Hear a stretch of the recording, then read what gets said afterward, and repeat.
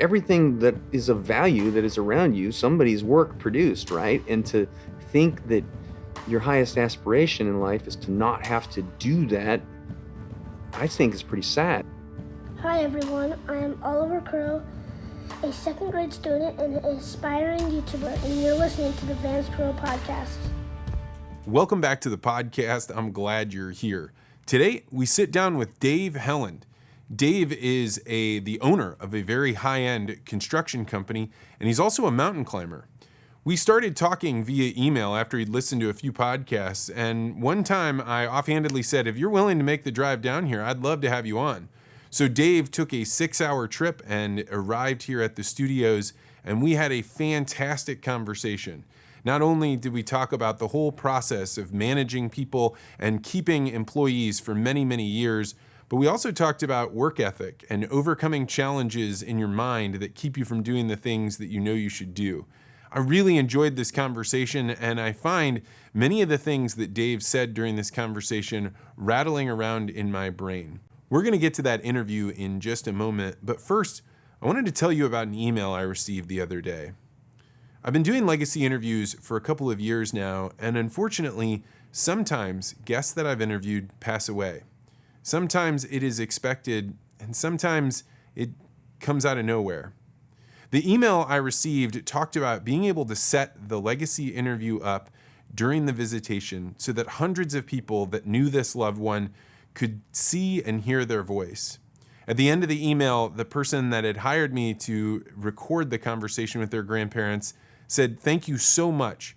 Now, no matter what happens, I can always see my grandfather laugh and tell stories, and it's almost like he's here with me." I share this with you because if you've been thinking about doing a legacy interview, it is one of those things that you can't go back in time and get again.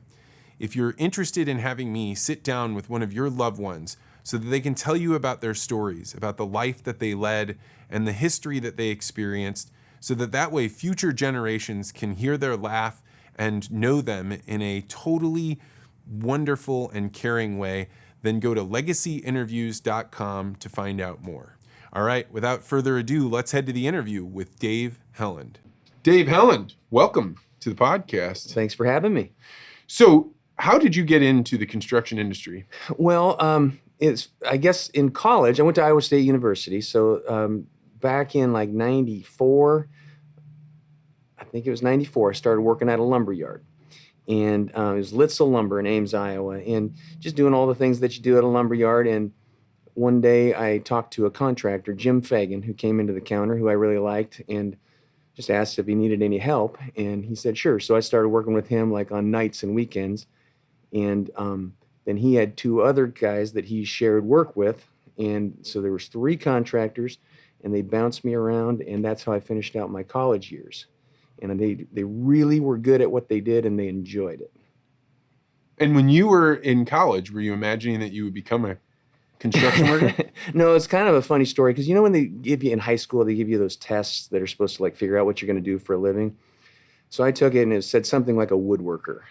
And I just thought that was so ridiculous. I just, that was dumb. I laughed about it, said these things are garbage. They don't, because totally didn't want to do it. My dad was an appliance salesman at Sears, and we didn't have a lot of money, and his belief was get an education to be able to get a job and then hold on to it with both hands and don't do anything stupid to get fired. So I majored in accounting. So I went through 2 years of accounting and then thought I don't want to be an accountant. What the hell am I going to do now?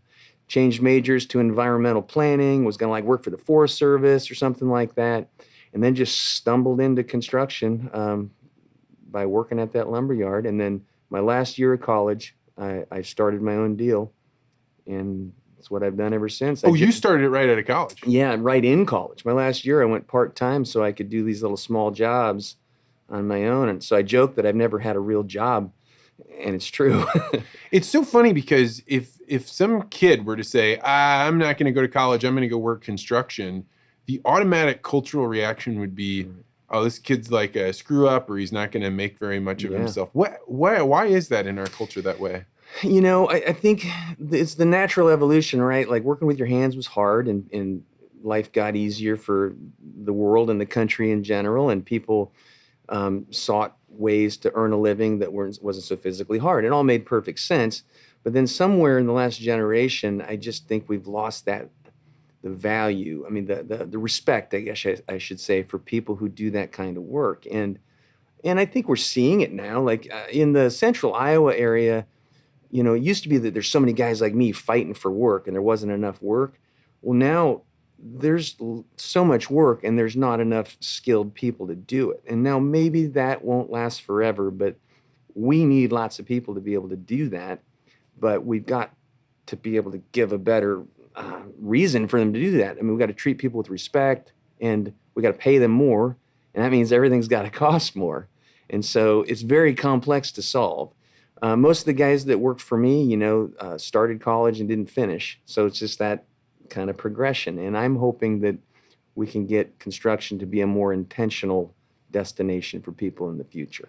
I think it's funny because if you go read the book, like any book about the way the Weimar Republic, inflation just ran totally wild.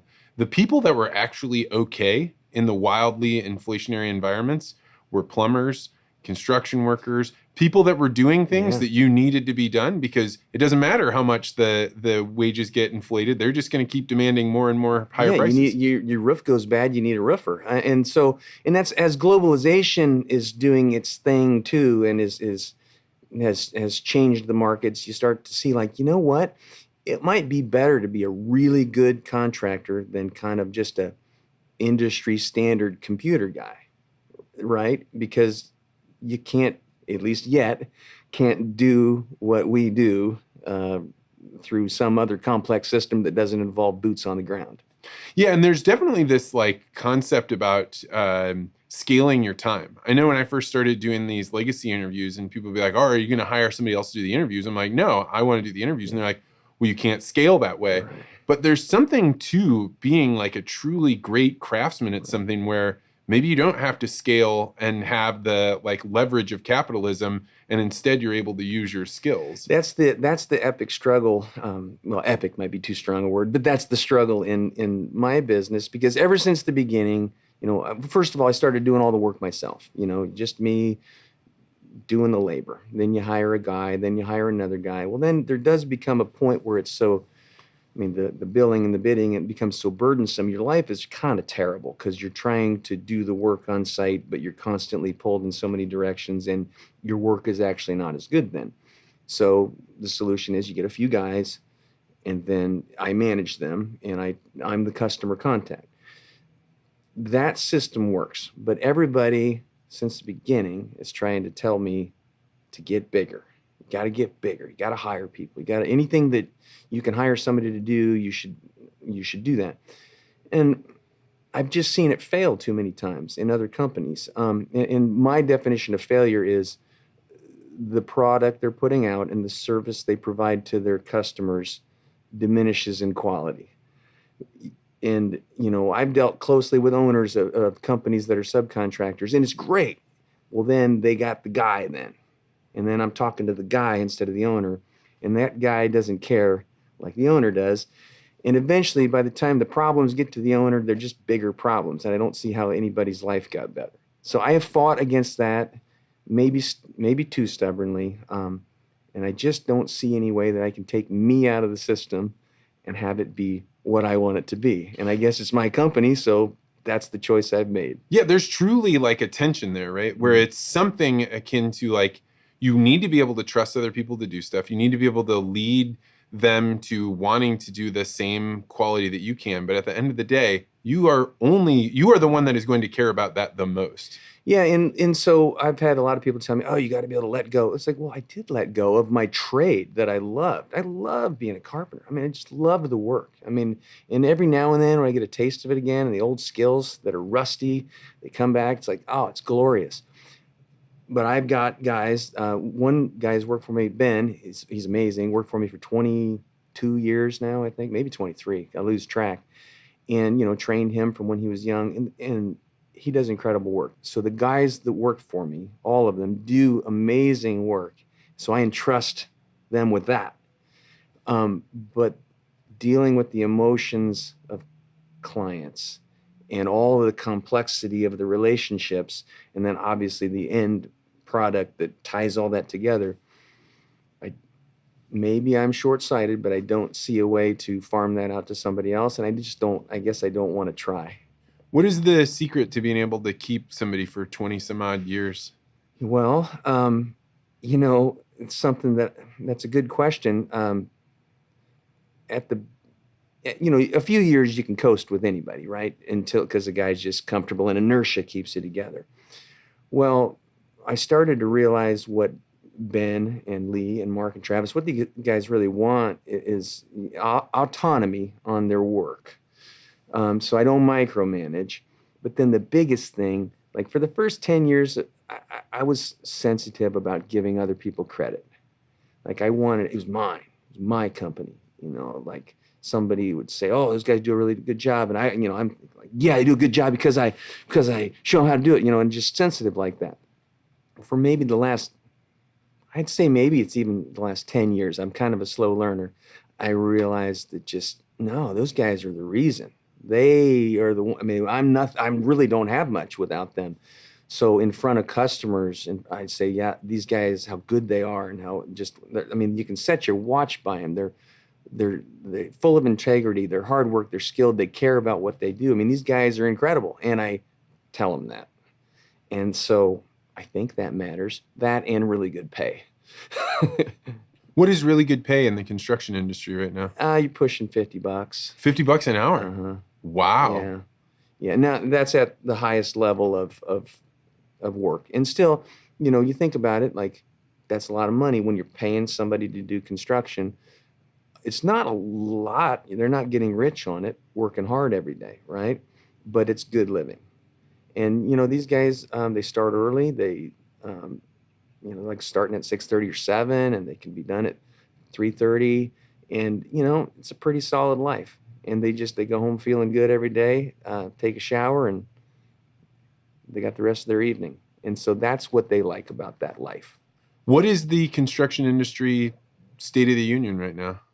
Well, Central Iowa is all I know, and it's changing right now. I mean, new construction. So I guess I should tell you, first of all, I'm kind of in a weird little niche. Like I don't hardly even know what's going on in new developments or anything. I would do a lot of remodeling and do a handful of custom homes, normally 1 or 2 custom homes a year. And it's the kind of house where it's somebody's last home, just really high quality.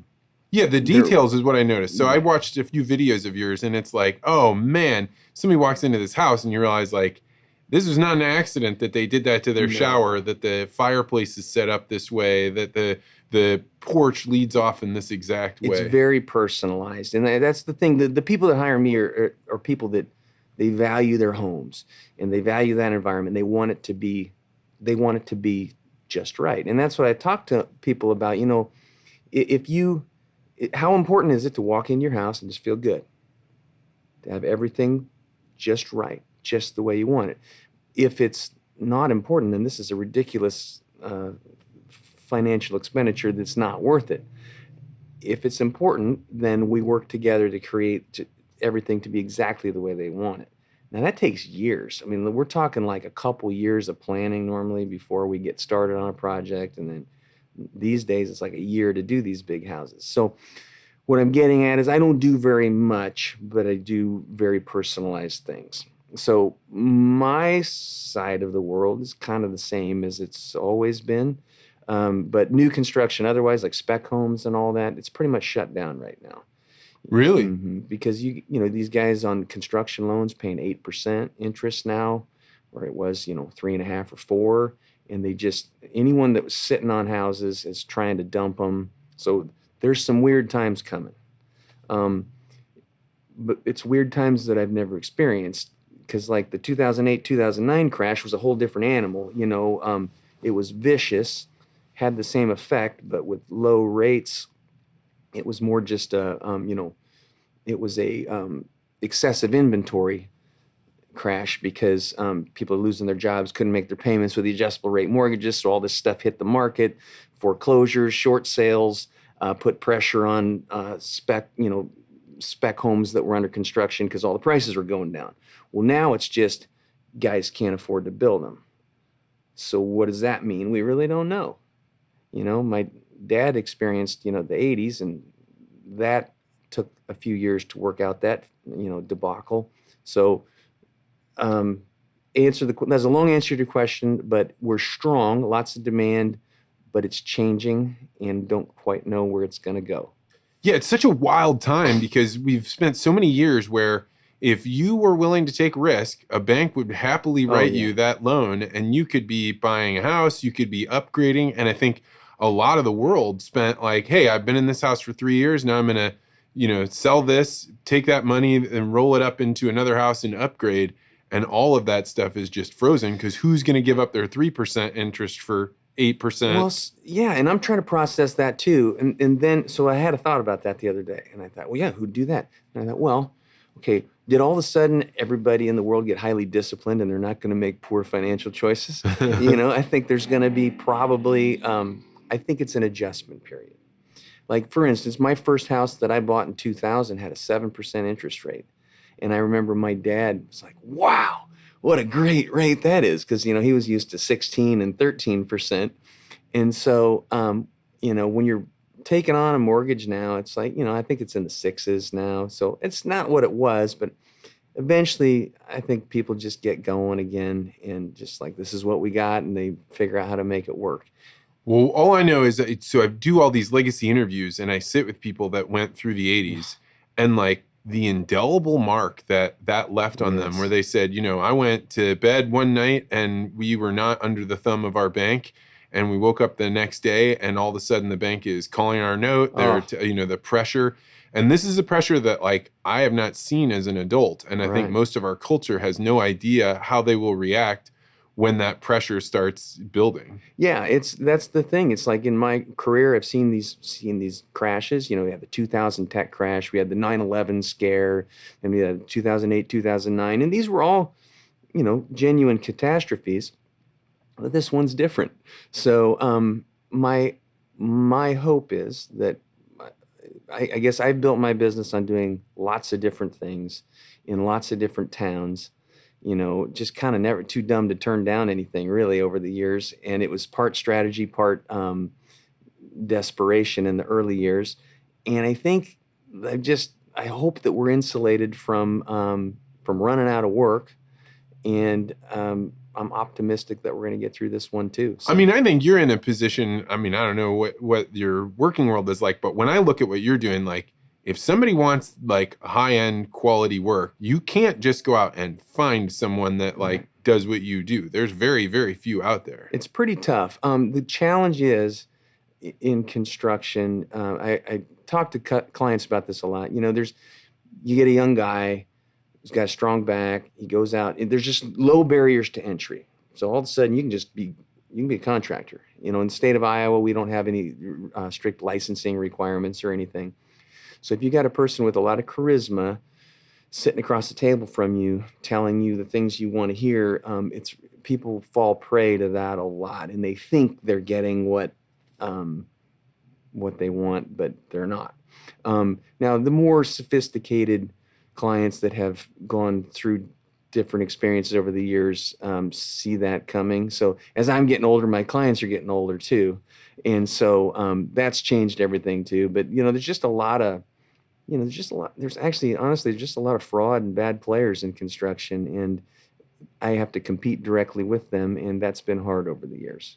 Yeah, I think that there could be people that, I worked in construction for a while, and it's very easy to get over your skis, right? To start making promises you can't keep, and then all of a sudden, two people are in a tense spot, and when you're in the middle of doing a renovation, your kitchen is torn up, the homeowner feels like they're being held over a barrel, the guy that's doing the contracting is like, hey, things changed, or we opened this thing up and it didn't look like we thought. And you can see how two people would have interests in getting their way to work out. It's really, the whole construction process, especially remodeling, but even new, it's just emotionally fraught because, this is one of the biggest things. At the time, it's normally the biggest thing anyone has taken on. And throughout your whole life, it's going to be one of the biggest things.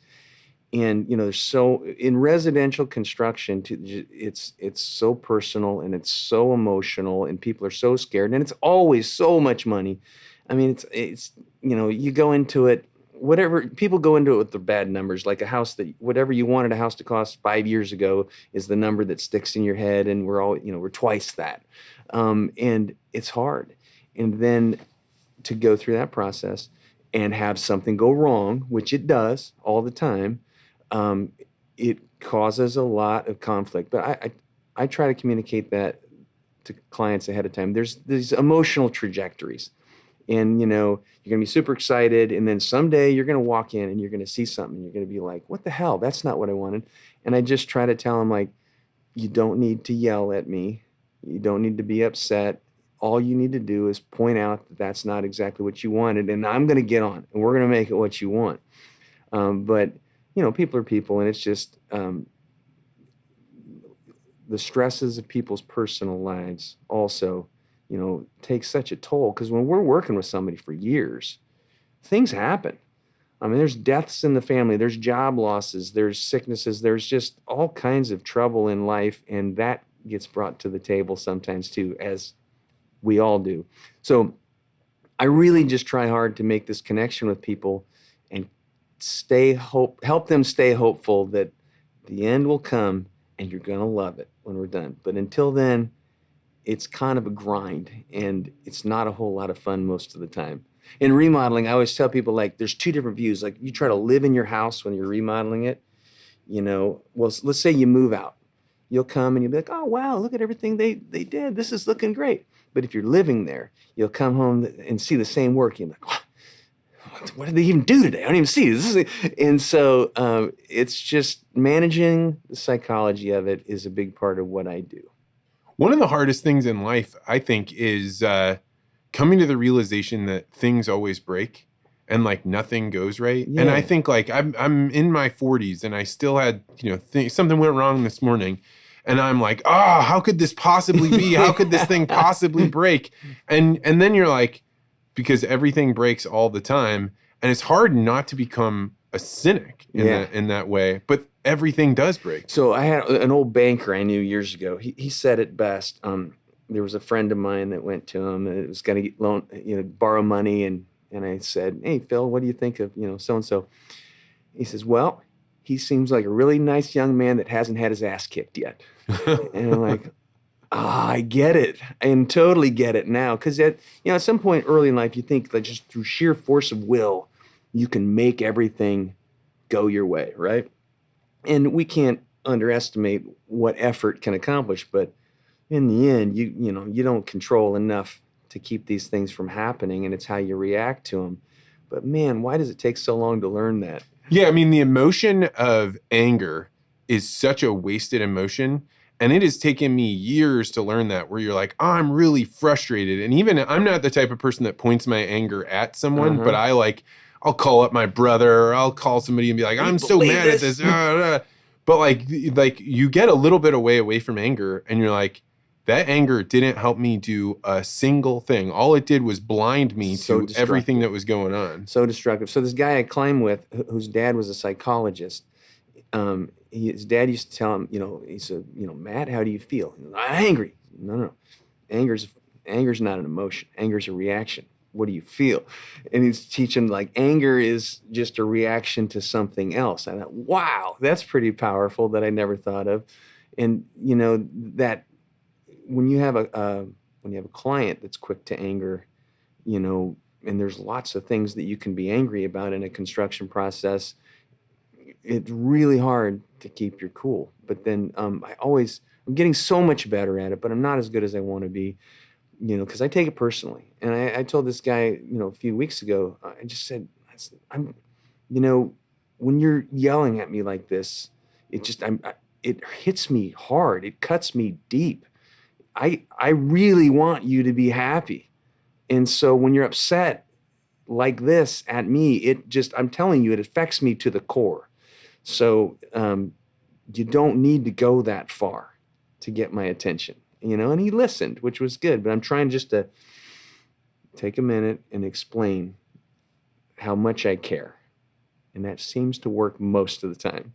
Yeah, I mean, I think most of the time when people feel emotion or like anger, you're right. And most of the time, the thing that's behind anger, certainly was for me, like this morning, when I think about how angry I was, it is actually worry.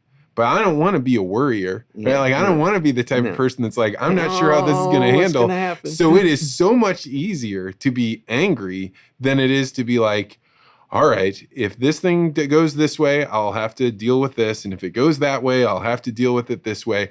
But that, like, it feels so much easier to be angry. Having a tendency towards anger enables me to make one good sales pitch to clients, because I tell them, like, basically when I'm going through their projects, I think of everything in life that angers me, and then I want to avoid that for them. So I'm like, well, I don't know. I'm thinking like walking in this, going to bed at night and got to walk over there to turn that light switch off and walk over there to turn that would make me angry at night. Would that make you angry?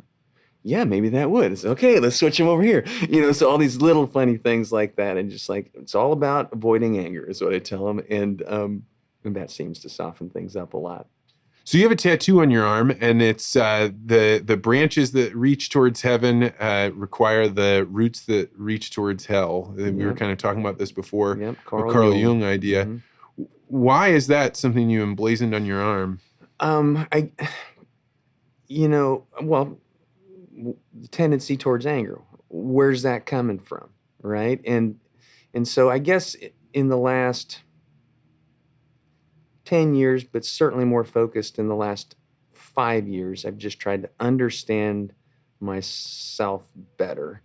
And through some reading, I mentioned Jordan Peterson and others, these ideas aren't unique. They've been around forever. Try to understand, shine a light on that. Like, what is going on deep inside me that makes me do these things that are destructive to myself or people I love? Why would I want to lash out at my wife for something that is, look back retroactively, it's just ridiculous, right? So it's digging deep, and it seems to me like if you can take the time and look in these dark places and try to understand what is deep inside and shine the light on it, it seems to negate the power of the negative impulses to me. That's my approach. So that's why I put it there as a reminder, just to always be aware of what's driving me. And then the other one is the know thyself concept. It's just like, if you can't know why you're doing things, then you're just an out of control person, and I don't want to be that. What are those kind of easy reactions, or the ones that are the dark ones that you're talking about? I have a deep, fear of poverty, basically. That's one thing. Just, growing up, we certainly weren't destitute or anything, but my parents struggled for money, and that, there was enough stress about money in the family that left its mark on myself and my brother and my sister. We all have the same thing. And so that's something, and I have to constantly keep that in check in business, because if you let that fear seep into what is right, that's how you make a bad decision. That's how you become a dishonest person. That's exactly right. It's like, I'm afraid that I'm going to lose money on this thing, so now I'm going to talk myself into how it's really not my fault, how I'm really not the wrong one. It's that person who's the wrong one. And I have been really good at fighting that off over the years, and stayed absolutely honest, and I take my beating financially if it's my fault. And fault is also a nebulous thing too, because with the informal conversations and all that in construction, I'm responsible to make sure that they know what they're getting, and if they don't, I did something wrong. So even though I always intended to do this, if they thought something else was coming, whose fault is that? It's probably mine. So that's one thing.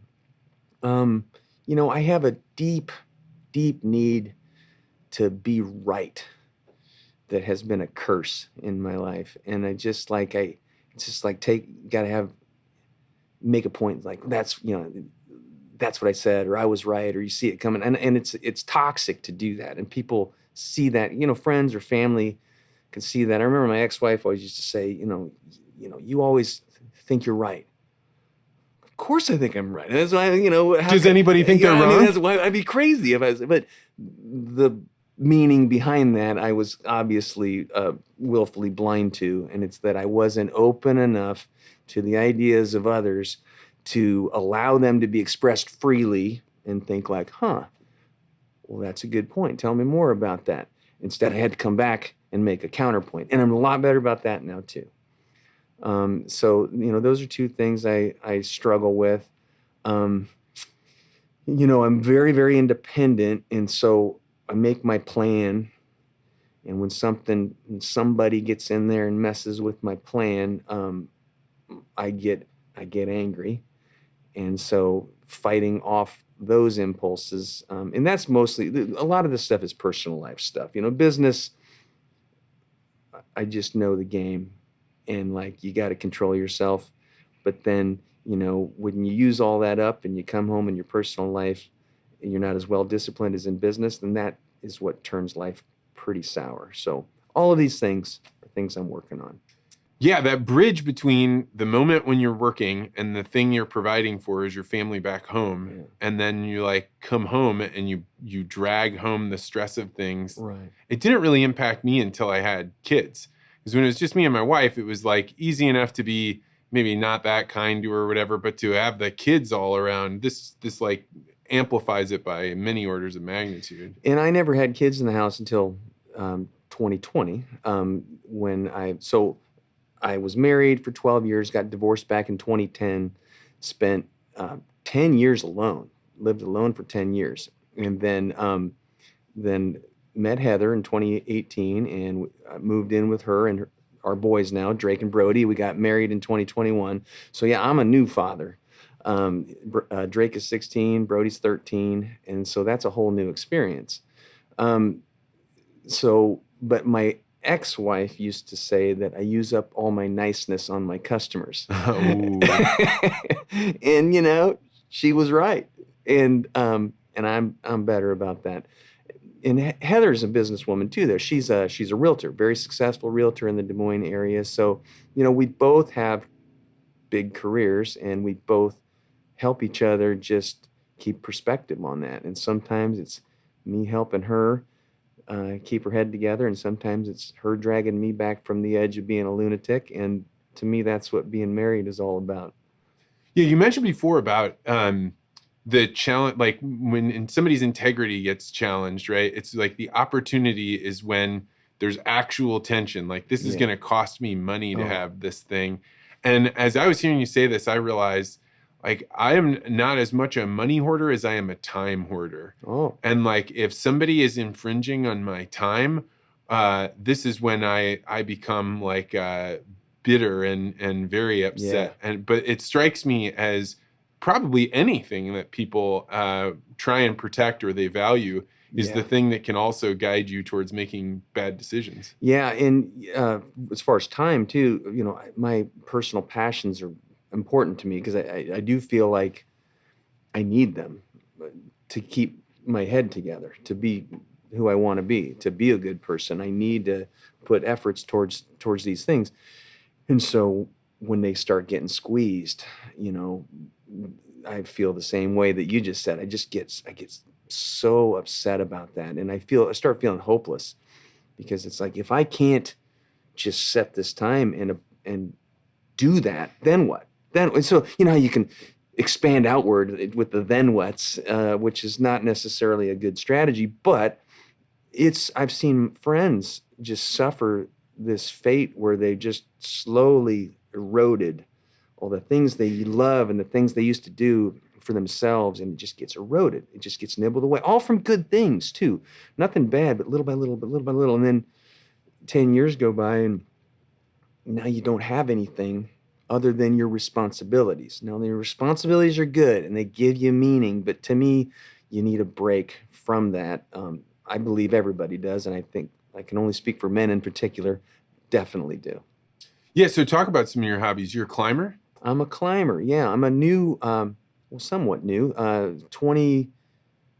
after I got divorced, back in 2010, I started going on hikes by myself out to Colorado. It's been several days, and it just was extraordinary experiences. I went in through Rocky Mountain National Park up into the Never Summer Wilderness, and I was just all by myself, for 3 days, 4 days. You don't see another person, and it was just this incredible way to just fix my mind.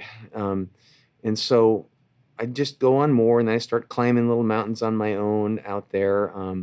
And then I got invited to go in 2016, got invited to go on a climb in Mexico. And we did 3 peaks in Mexico. It's La Malinche, Ixta, which is Ixtaxoatl, I think it is, and Pico de Orizaba, which is over 18,000 feet.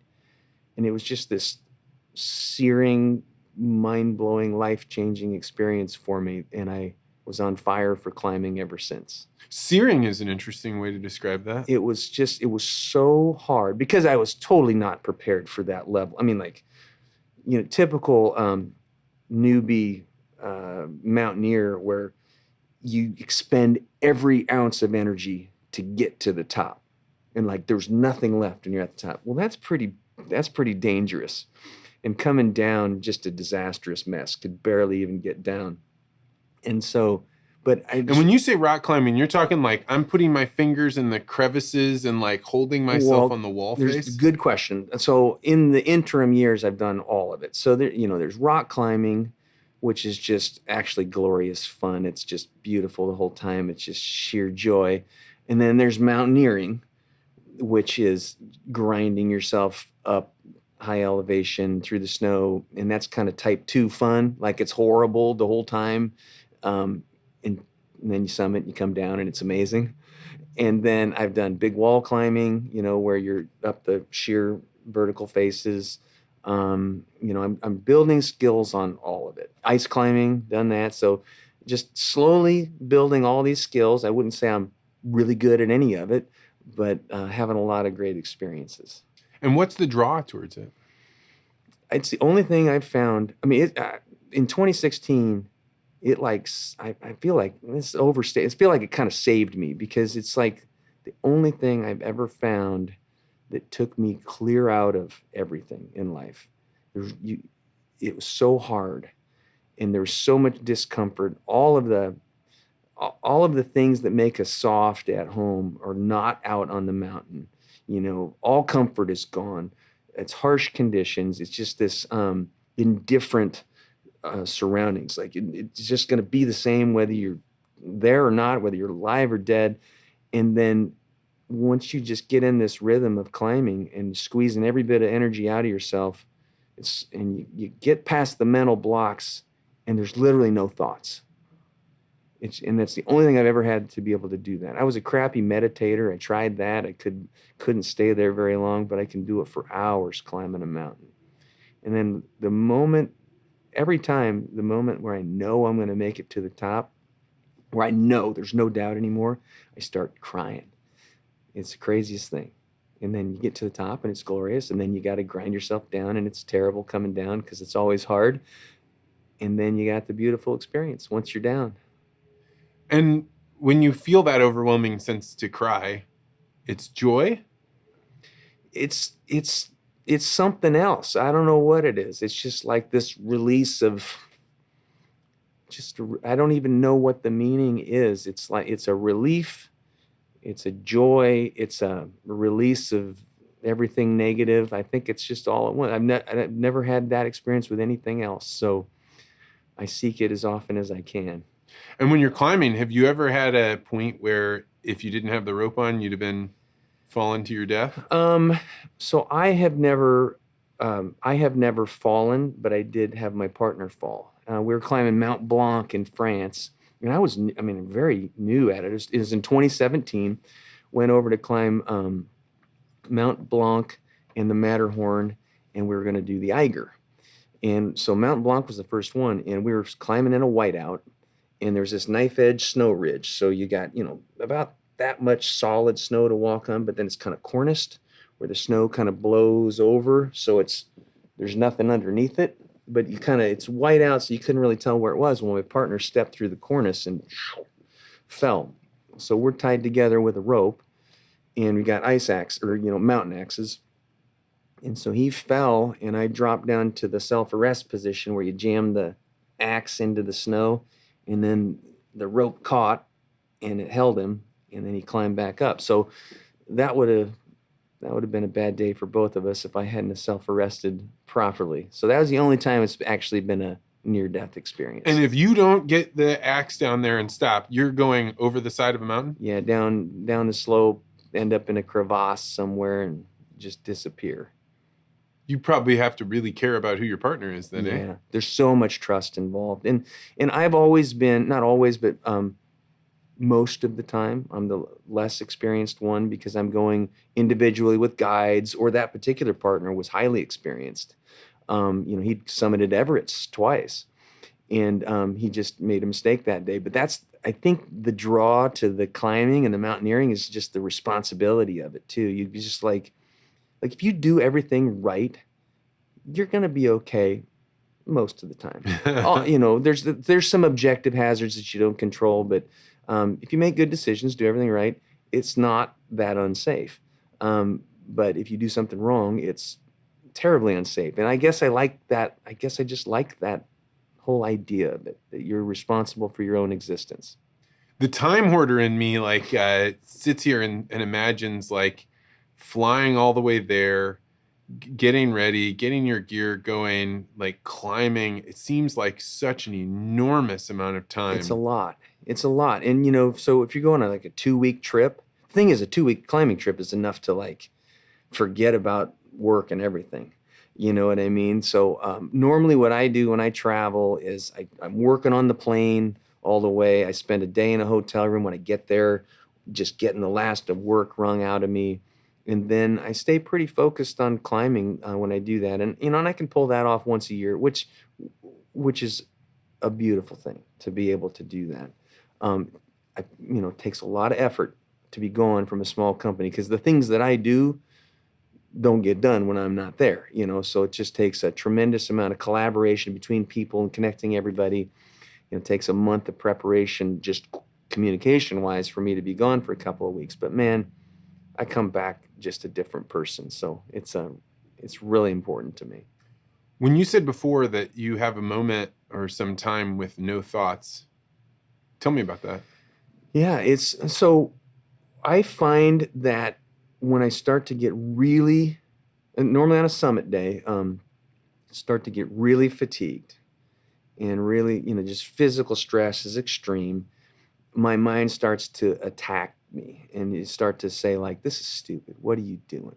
Why do you think you need to be doing this? You should be working. You should be with your family. You should be. Just tries to tear you down. And if I can persevere through that, which I do, it's like I redirect my thoughts to I think about my toes and my ankles and my calves and my knees and all the way up, the whole body. Just think about my body working. And then it just there's literally no thoughts. It's just one foot in front of the other, or if you're climbing with your hands or your axe too, that's it. There's no thinking about the future. There's no thinking about the past. There's just that moment. And that's what makes it beautiful for me. Do you wish you were able to think like that all the time? Hey, Yeah. This is the only... Yeah. The mindfulness, man, I try. I really try to stay tuned into the moment. And in particular, when I spend time with Heather, I really, really do my best to just, we're together. If we got other things that we got to do, let's go do that. And then let's get together and be just with us. But, the world we live, the watch is buzzing at you, the phone's in your pocket. It really takes a lot of effort to be able to have that mindfulness in the moment. And I will say that I don't take that effort or make that effort enough. Yeah, I was just talking with a guy today who does ultra high net worth individual wealth management. And I was saying, the best part about making more money than what I was when I started, and you keep growing and growing, is that you have time. And to me, wealth is time. Yeah. But he kind of corrected me and was like, well, actually, what wealth is the ability to be present with whatever you're doing. It's not just your time. It's that you have to be able to be sitting there and paying attention to the thing that you want to be paying attention to, and that you're able to embrace it. And I think about that, and I think like the mother that has the screaming child that has just come home from working for 10 hours and just wants like a few minutes of time with that child where it's peaceful, like it's ripped away. Like real wealth is about being able to be present with the people or things that you want to be present with. Yeah, and that's back to the controlling the anger, controlling the emotions, right? Because what is that? Like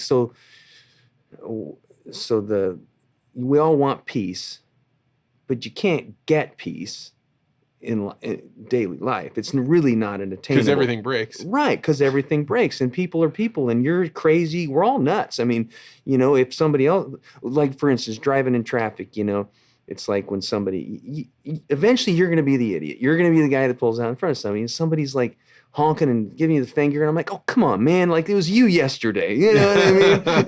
It's like, but we're all, I don't know. I think we expect too much of other people. I think that's one thing. And maybe not enough of ourselves, but then I could make the argument that we expect too much of ourselves. I mean, see, what's the right balance? And I think about that balance you were talking about on the rocks, right? Like you were saying, your brain starts saying, what are you doing out here, you idiot? Like, I know that self-talk exactly, right? And why does your brain turn on you like that? I don't know. Why does it do these things where it's like, hey, you deserve this indulgence. You deserve to not have to work that hard or to have that extra bowl of ice cream. Well, why is everything why is everything good the hardest thing? That's the real interesting question. Like the right thing is the hardest thing. So like I always tell my guys, like I don't have to tell them this anymore because they're so experienced, but years ago when they're facing the decision, should they do something this way or that way? I'm like, whichever way takes the most time and is the hardest, that's the right choice. You don't even need to ask me. It's always the right choice. Because the only reason you're thinking about it is because you don't want to have to do that. That's a good point. Yeah, so like so think about the options. Like, okay, that seems easier. That seems harder. Just do the harder one. You're not going to be wrong. And so, but then that runs right up against the idea that, oh, life is short and you're supposed to enjoy yourself. And like, but then if all of life is just enjoying yourself, I mean, you're going to be eating garbage all the time. You're going to be hanging around doing nothing, what is supposed to be enjoyment. Okay, so years ago, after I got divorced, trying to get my head together, get my own habits in order. Like I got two choices to make here. I could get weird and fall apart, or I could get better. So I chose better, whatever that might be. And I start thinking about all the things that everybody thinks is a waste of time. So like cooking meals. Cooking meals, what a waste of time. Doing dishes, cleaning your house. Like, all these stupid things that you got to do. And work itself is a waste of time because you're supposed to be doing something else, wasting your life working. So I'm thinking about all this. I'm like, well, so work is bad and like cooking is bad. Like, what are we aspiring to do? And for all I could decipher from that in that calculus was that watching TV or drinking with people is like the highest aspirations of life, right? And then I'm thinking, well, that doesn't seem right. So I embraced all these things. I'm thinking like, I looked at, one time I was hunting, I was sitting at a tree stand, and I looked at the animals just like going through their life, doing what they do. And I'm thinking, well, like, that's for us, that's all these things. It's the daily tasks that make up life, and that's what life is. So I thought, why am I going to be mad about it? So I started cooking, started taking pride in all of that. And that's been a really good outlook for me because I don't walk around angry at all the little things there are to do in life now. So I guess, I don't know how I got into that, but just the idea of, I guess that's in a way being present. My dad had a really beautiful way of describing, you'd ask my dad, hey, Dad, how was work? And he was like, oh, just chopping wood and carrying water. And he would say that over and over again. And like, I now look back on that and realize that he didn't resent things like emptying the dishwasher, putting things away. He just viewed it like, hey, we want to be warm, you got to chop water. You want to drink water, you got to carry it. Yeah, you got to do these things. to live. And if you hate them, you are the one that experiences that feeling of negativity. You're going to be miserable all the time. I had a friend whose dad had a good saying about work too, and he'd say, you know what? Oh, you don't like your job? Well, the next guy that has that job, it's going to be the best one he's ever had. Yeah, that's true. Yeah. And so, all these things, and that's the curse of moving, the curse of rising standards too, right? I mean, the things you have, I try to get back to thinking like, okay, like think of me when I was 19, 20, 21. I remember vividly when I was 21 thinking like, I really wanted land. I wanted land so bad. And I thought, I'm never going to have it. How will I ever have it? I don't have any money. I don't even know how to get money. And just was desperate. Well, then, now I have more of everything than I ever thought I'd have. But still, like, why isn't that enough? Isn't that amazing? I was just talking with my buddy Keaton about this. And I pointed out to him, I was like, it feels weird to say. I have more now than I literally ever thought that I would have. We're not fabulously wealthy. I look around at the world and I say, like, I still got to struggle. I still got to go to work every day. I've still got to make money. But I have so much more than I ever thought I would have. And yet I don't feel not even one iota more secure than I did then. Yeah. So, and is that good or is that bad? Like, is the moment you feel secure, is that the moment that you just shut your brain off and you stop challenging yourself? Or is that the moment that you're free to live life in a more lighthearted way? I don't know. I mean, and I don't think there are answers to these questions because I think it's as with everything, the answer is it depends. But an interesting point about not, like I've talked to my friend about that. When I was 21, I was so stressed out about it. He said, you know what? The difference between you and me at 21 is he said, I just always expected to have it. And I thought, well, that's interesting because his upbringing was such that there was plenty and he just assumed he would always have enough. Mine was less plenty and I never thought I'd have it. So mine was that I screw everything up and I'm going to screw this up too. That's, well, at least you knew yourself at the time, right? Yeah. I mean, my Ben Anderson, the guy's the executive producer of this podcast, he always talks about, I look at the problems I have today and I think back, if I had known 2 years ago that these would be the quality, the level of problems that I would have, I would be elated that was coming. And I think about that and I'm like, you know what? That's totally right. My problems today are way better problems than the problems I had before. One of those contractors that I started with, Bill Dirks is his name, and he's just still a formative guy in my life. I'm still close to him. And I remember, I was, in my early 20s and we were in some neighborhood where big houses and people, weren't working as hard as we were working. So I automatically thought their life was super easy, and I made some comment about, oh, these people with their money and the things they're worried about. And Bill said, you know what? I mean, no matter who you are, or how much money you have, your biggest problem is your biggest problem.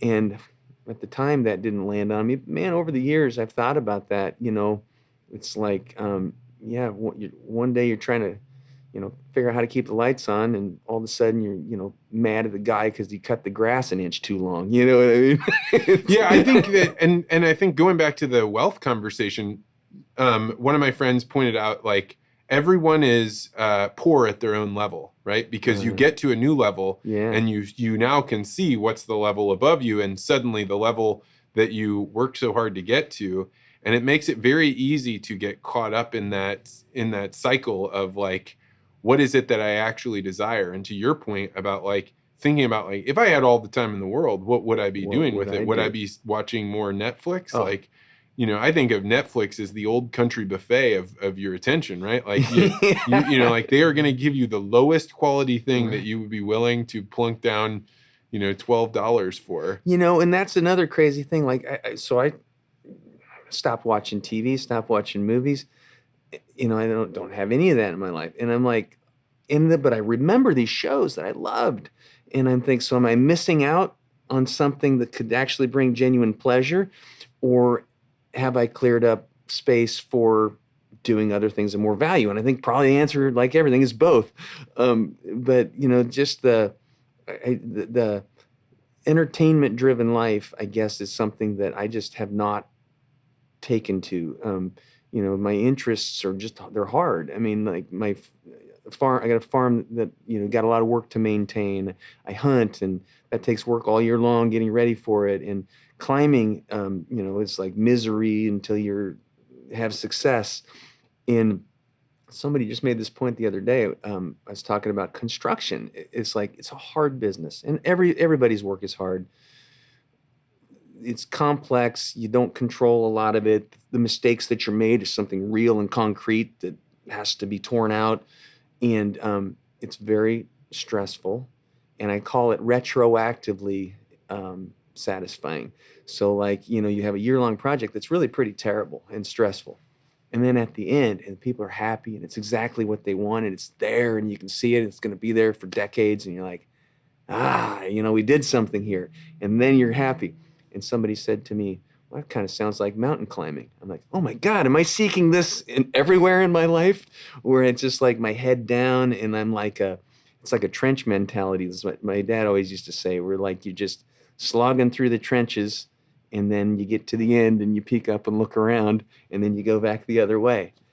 Well, and the thing that's become so apparent to me is like you must enjoy that work, because work is most of what you do. And so if you spend most of your time being like, I hate this, I want this to be done so that way I can finally get to the business of living, then you will look back on your life and it won't be, it will have been spent in a time of misery. Well, and so that's the value. We're trying to teach our boys, we're fighting against the culture, but that work is good. It's not just work to make money. And this is back to the dignity of work that we were talking about, like with guys in construction. It's like, everything that is of value that is around you, somebody's work produced, right? And to think that your highest aspiration in life is to not have to do that, I think is pretty sad. And like, especially people start focusing on retirement.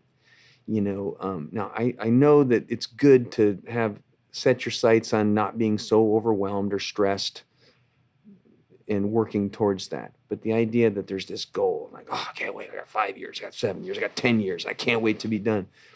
And I'm like, so you're telling me, like, so you're just going to, the next 10 years, you're just going to look past, because that's when you're going to be happy. But I haven't seen it. I haven't seen people especially men, quit working, and something happens that it's not good for them. It's like a slow easing off of work, maybe over to have a little bit of meaningful work versus a lot is a great aspiration. But being done, I don't think I want it. I was talking to a different guy that does wealth management the other day, and he said, we have a niche, and our niche is people that work their whole lives and they retired, and then the dad decides he doesn't want to be retired. He wants to go back and work. And now you have all these weird tax implications because you're making money and you're drawing money out of your 401k. That's and I was like, is it big enough for a niche? He's like, this is so big that I think a lot of people will get into this realm. And it's because all these baby boomers were convinced that their highest aspiration was retiring, and there was nothing there for them when they got there. Yeah, that's the entertainment driven life idea, where that if you're not doing that, with your family or with yourself, pursuing a personal interest, that it's a waste of time. So I think that for our culture to right itself, I think that we really got to change that whole paradigm. And maybe everything can be changed, right? All problems that are caused by people can be solved by people, but it'll take a lot of time. And just that valuing just getting up in the morning, like the guys that work for me. I mean, these guys, they do hard work every day, and they get up and they go there every day. And you can, like I said before, you can set your watch by them. I mean, these are honorable people that should be elevated. They should be like, and I've told my boys, like, these guys, like, these are who you want to be like. I mean, they're doing hard work every day, taking pride in it. Like, they're an example for you. Now, I'm not saying you want to do that work, but take that mindset to anything you do. And I think, man, you can be, at least you're not going to be miserable about working if you have that mindset, right? I'm doing something of value, and this is the mark I'm leaving on the world, and I'm going to do it well.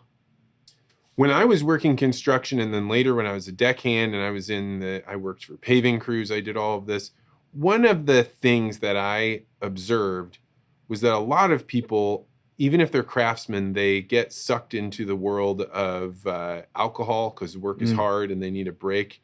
And I remember vividly, like being on the ship and realizing there were people that they may be really high up in the ship pecking order, but they are stuck there because they developed an alcohol habit or they developed like different problems in their lives.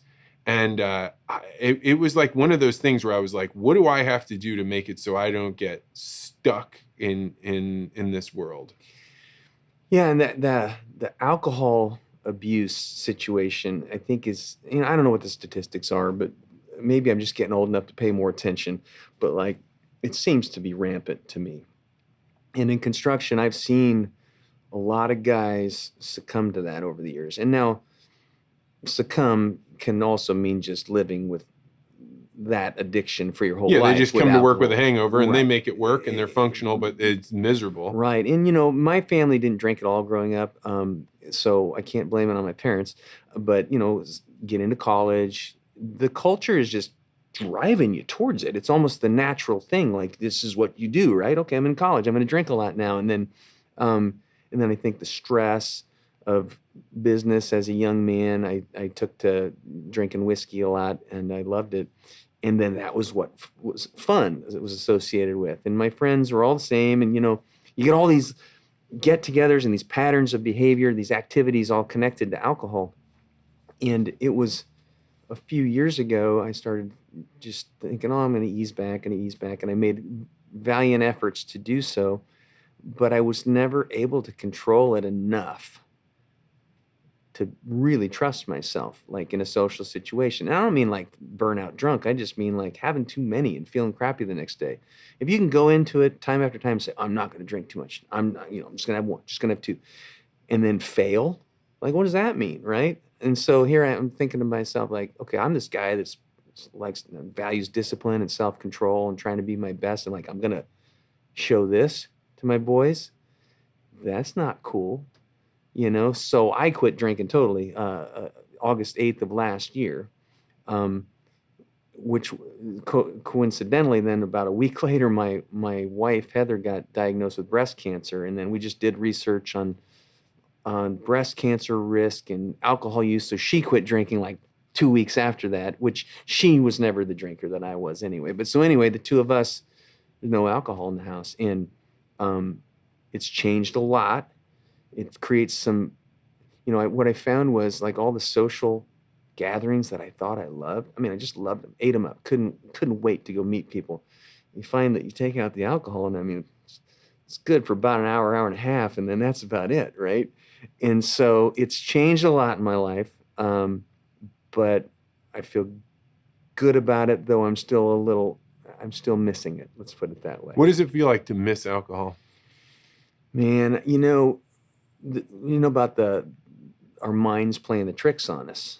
I like cooking, and I'm cooking dinner, and I just love drinking wine when I was doing that. And so what does your mind tell you? Well, it's a glass of wine. What's the big deal? Just have a glass of wine. And it's true. It's not a big deal.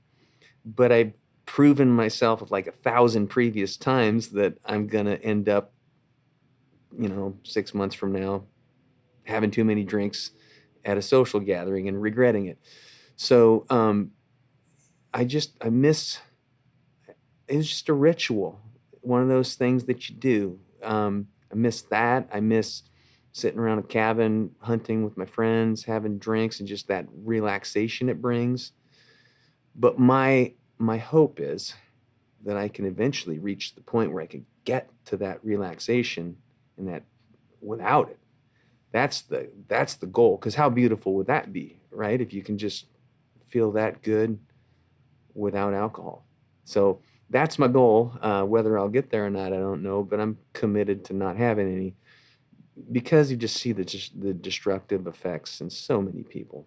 Is that the commitment you made? Like never again? Never again. Wow. Never again. Yeah. And was this a solitary conversation you had where you were like, I just woke up one day and and it wasn't like this scathing event or anything. It was just like, yeah, I always got anxious the next day. I had too many drinks. Did I say anything Oh wrong? yeah, and the answer is yes. You said something wrong because I'm always saying something, and like yeah, and I spent so many years like that. And then you do damage control. You talk to people. Hey, sure had fun last night. How was it? And I thought this is stupid, man. I'm like, so I'm 50. I just turned 50 in April. I'm like, you gonna be 60 and do that? You're gonna be 70. You're gonna be having too many drinks. I mean, at some point, this is just who you are then, right? And I didn't want to be that guy. So yeah, totally. And Heather's great with it. She like I said, she never liked it as much as I did, and so she doesn't miss it like I do. And but we've it's changed what we do. It's changed our patterns of behavior, and it's for the better. And the boys will have to make their own decisions as they get older, right? They'll have to go through it because I think the whole culture is just pushing people towards alcohol use. But maybe it's my own little view of the world, but it seems like maybe there's a building movement to stop I think there's definitely a movement right now in the U.S. or in the West to slow down alcohol. Yeah. I think like I hear people talk about it more and more, and I think that you can't do it in the way you did tobacco, where you shamed everybody, because Right. people will reject that. Yeah. But I think that there's like, at least among the people that listen to podcasts and are trying Yeah. to figure out, their Huberman or Lex Friedman or whatever, they're hearing these like ideas that like, hey, remember that study that you heard that resveratrol that's in red wine that's going to make you better? Like, that's bullshit. Garbage. And the comparison between, drinking alcohol and 1 or 2 nights a week is way worse for you than you've ever been told to Right. believe. And I think people are finally like have opened their eyes to this idea. And I wonder how much this correlates with cannabis becoming more popular and people making that trade-off, because I'm a firm believer, at least in myself, like if I give up one vice, I just grab another one to keep me afloat. Yeah, and that's an interesting question too. And this is getting out of the realm of any like deep experience for me, but it seems to me anecdotally that like pot isn't the same as it used to be, right? It's stronger. So, I remember in college making that argument, oh, what's the difference between, pot and alcohol? Alcohol's more harmful. And maybe it was. Is it now? Is cannabis becoming more troublesome? I don't know. Well, there's some interesting things. Like I've heard it said that alcohol like didn't used to have as much alcohol in it. Beer, for example, Yeah. or wine, like we have so bred yeast to be able to create so much higher alcohol content.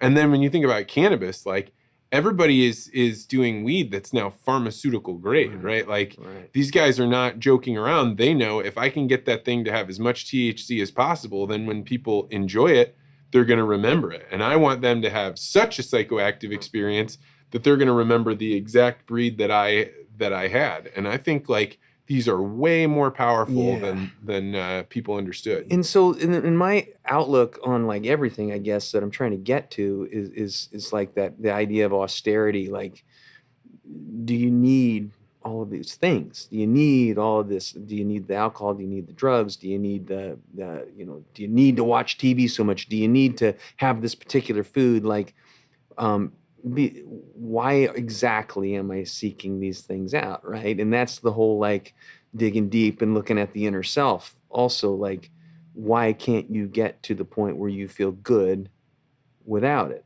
And so that's my own personal focus now, is just looking at everything that I do and trying to figure out like, yeah, is that adding value really? Or is it just a dumb habit that I developed years ago that I'm clinging to as part of my identity, And so, and some people, I guess that kind of makes life, I don't know, it makes life complex, and but I like that. I like thinking about all these things and writing them down, and just to me that helps me keep the wheels on the road. Maybe other people just don't want to think about it that much, and maybe they'll be happier than I am and not as troubled by all of these things, and good for them then. But this seems to be the right way for me to just feel like I'm at least always taking a step in the right direction. I just want to feel that way. And when you say you're writing things down, you journal? I do. Yeah. I like writing things down, and you get enough years of it, and you can look back and just see like, oh wow, yeah, you had some weird ideas back then. You know what I mean? Do you like going back and reading what you wrote? I I do. Every now and then I go back and I just kind of, to me, it's like seeing growth is what I want to see. Now, it's not like I'm grading myself, but every now and then I've got some moments I go back and say, oh man, that was a tough time. I feel kind of bad for that guy right there. You know what I mean? Yeah, I really understand that. Like, it is so much easier to treat myself kindly when I look back on like, whoa, look at what like I was experiencing, look at the thing that I was focused on, look at the pressures that Oh, were all around, and trying to write those down. One of the things that I've picked up in journaling over the years is I don't feel very good about myself when I write like I'm the victim. I try and write down things as though I am an outside observer of my own life, and oh yeah. saying like, this is what's going on. And the act of writing that down, I think, is cathartic. And then going back and rereading it makes me not wince, because I have a few years of journaling where it's like, oh, woe is me, and you're like, ooh, that does not feel good. But like, hey, these are the things I'm facing. These are the problems I'm trying to overcome, and that makes me much better able to feel like empathy for the person that I was. Another thing that I do, so I'm a big list guy, and every day I got a to-do list, and then at the end of the day I date it and I put it in a file just for that's to protect myself from, oh, there was a phone number I wrote, 2 weeks ago that I forgot to transfer over, and I go get it. Well, I put these all in a file, and then each year's business gets filed away. And then every few years, I take these boxes out and I go and I pull out these papers, and I look at like what consumed my life, and it's like I can see these people's names. I'm like, God, I remember the stress, but like, well, isn't that weird? It's all okay now, and I have nothing to do with them now, and not in a bad way, but just like it's so weird. And then I burn them. I put it in the burn pile and just like burn them, and like it's cathartic, man. It's like this amazing thing. I'm looking at all these things and these stressful jobs and all this, and like this was my life in 2013, and Yeah, wow. I accidentally go through my to-do list because I keep them all, but like, it is a weird thing to go back and look at like, oh, look at how I wrote that name down that I needed to call them for like 3 weeks straight. Why didn't I just do that right here? Right? Like, I did it. I avoided it because I was scared of it. Yeah. Right. And like, I think my to-do lists are actually like fear lists, right? Yeah. They're like, what is the thing? If you see something go on there more than one time or more than 2 times, it's because I didn't know how to solve that problem. And so I put it off. And I think if I could take that medicine even now, I could go look on that to-do list and be like, most of these are because I haven't sat down and been like, the thing I started doing this with my 2-year-old, almost 3, is like when she's like, Daddy, I need help. And I'm like, no, you don't. You can do this. And she'll be like, I don't know how. And then be like, what would be the very first thing you would do, right? Yeah, and that's the thing you that's have to do great. to your to-do list, right? Like, I don't know what to do, but what would be the first thing I would do if I were gonna get through this? My dad had a beautiful way for that. So he sold appliances at Sears. He lost his job, when he was in his 50s, and got into the insurance and investment business, and so just a whole new realm. Well, he found himself putting things off and putting things off and putting things off. So he would denote tomorrow is a day of pain, and he'd go to bed thinking tomorrow was pain. All day is pain. He'd get up in the morning, today is pain. And he would go to every single person that he'd been put, every bad task, and this is what I'm doing today. And like, that's effective. I've done that some days, like, no more weakness. I'm taking charge. Tomorrow's going to suck, and I'm ready for it. You know what I mean? So you're a person that your life is really based on like, how do people feel about the thing that you built for them? Yeah. How good are you at facing the music? Like, hey, how did you like that thing we built for you? Is it easy for you? Well, it's not easy along the way, but my deal is for people, like, I insist, like, we will redo it until they absolutely are 100% satisfied and love it. I said, I can't have you like go through all this and then be like, somebody say, hey, how do you like your house? Well, yeah, we really like it. Well, there was this thing. I can't, we can't have that. I mean, so like if there's any small thing that you aren't satisfied with, we got to talk about it and we got to deal with the pain it takes to get it right. So I'm because I go through all that trouble throughout the process, in the end, everybody's happy. That's beautiful. 100% of the time. Yeah. 100% of the time. But in the process, I get sensitive. It's like what a trigger for me is when there's like a insinuation that I didn't do what I was supposed to do when I firmly believe that I did everything I was instructed to do. I get super sensitive. I want to fight about it. But I had an old guy tell me years ago that ego costs money. And I'm like, oh, yeah, there's no value in that. You're going to end up in the same, you're going to do what they want. That's where we're going with this thing. So I just float on the stream in that direction. I mean, it sounds like you have the wealthy mindset in the terms of like, if we get this solved correctly over time, this pays off. But it's like in the short term, it's like so painful. It's painful. My business relationships are based entirely in trust. Like I haven't signed a contract. This is crazy and people are going to think I'm nuts. I haven't signed a contract in years, many, many years.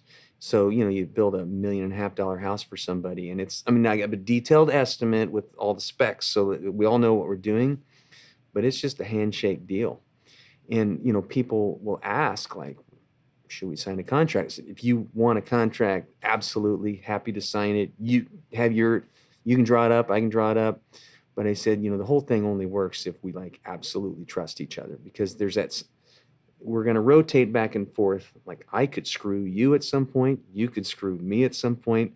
We're bound together through this process. And to me, trust is the only way it's going to work.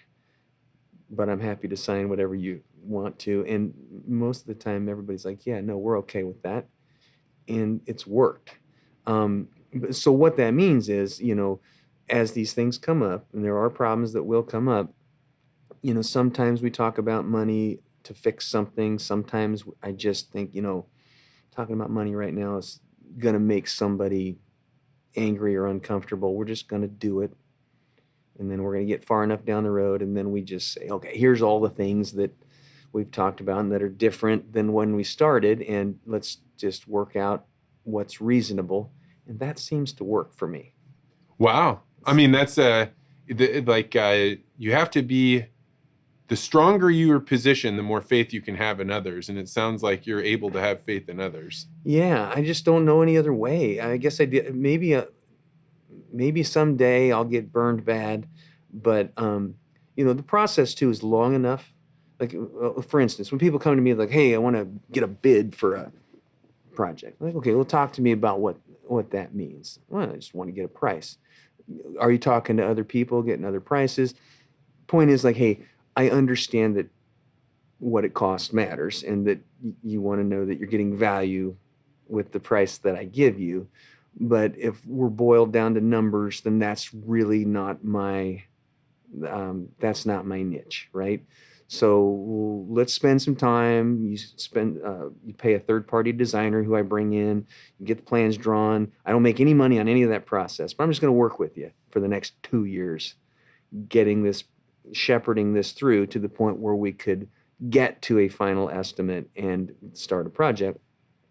And normally if people are willing to do that with you, there's trust and you get the job. You know what I mean? But now when you start, you can't do that. When you start, you're out there just hammering out prices to whoever's going to let you give them a piece of paper. But that's not the way to survive forever unless you want to play the volume game. And that's the thing. And you can't win in the volume game. The big players will chew you up. Yeah, if you become a commodity, then you will go down to the price of production, right? It will be as close to the exact amount that the materials cost and whatever you have to directly pay labor. Oh, it's terrible. And that's true of everything, right? That's true of cattle, construction, legacy interviews, right? If you are down to like, we're just trying to do volume, you will eventually get eaten up in that. And it chews up. It kind of darkens their souls to some degree too. Like I've seen these contractors over the years, lots of times. When I say lots, I'm talking dozens. They start out good. They're really good. And, they build their business same as I did. Then they get a little bigger. Then they get a little bigger.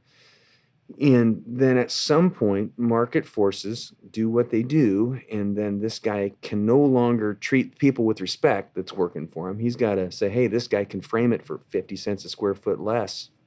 Can you match him? And they do that to the framer and the drywaller and the electrician. And now even these subcontractors that used to care, now they're like, well, they're not being paid to care. So nobody cares through the whole process. And they can go that way for years, but then eventually they crash and burn. These guys and the 2008, 2009, all the big builders like that, they just disappeared in central Iowa. And so I don't know. It's like there's two paths. You're either going that way or you're going this way. And I chose trying to individualize myself to bring value to people. And that's going to cost more money. But I don't know any other better way to do it. Well, Dave Helland, this has been a fantastic conversation. Thanks for coming all the way down here. If people wanted to learn more about you or your company, where would they go to do that? I've got a website, hellandconstruction.com. All right, I'll put that in the show notes. Thanks so much for coming down. Thank you. Appreciate it.